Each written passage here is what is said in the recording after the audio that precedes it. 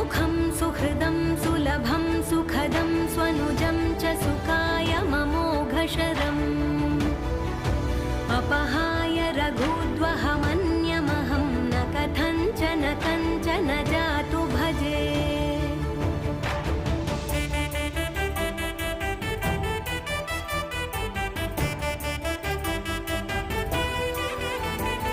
विना वेङ्कटेशं ननाथो ननाथः सदा वेङ्कटेशं स्मरामि स्मरामि।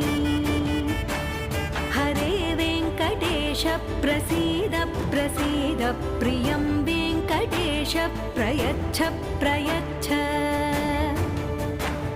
विना वेङ्कटेशं ननाथो ननाथः सदा वेङ्कटेशं स्मरामि स्मरामि।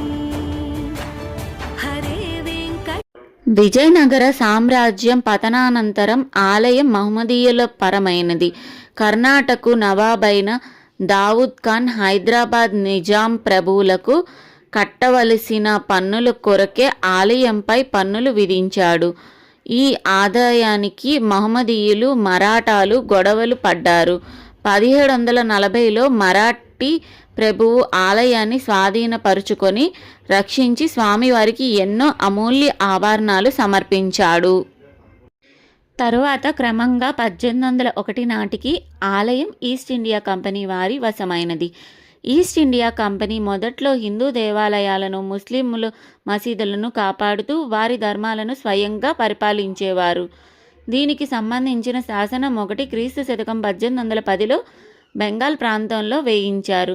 క్రీస్తు శకం 1817లో చేసిన 7వ రెగ్యులేషన్ చట్టంలో కూడా ఇదే పాలసీని కొనసాగించారు.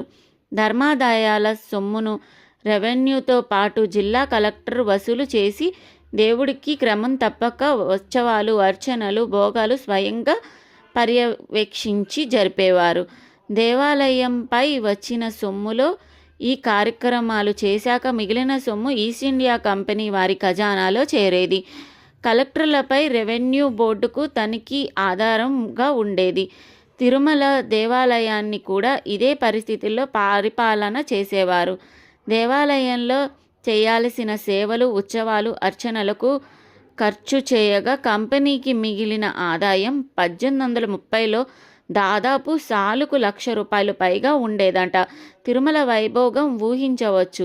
తిరుమలలో ఏ దాన ధర్మాలు చేయాలనుకున్నా ప్రభుత్వానికి సొమ్ము ఇచ్చుకోవాల్సిన స్థితి ఉండేది.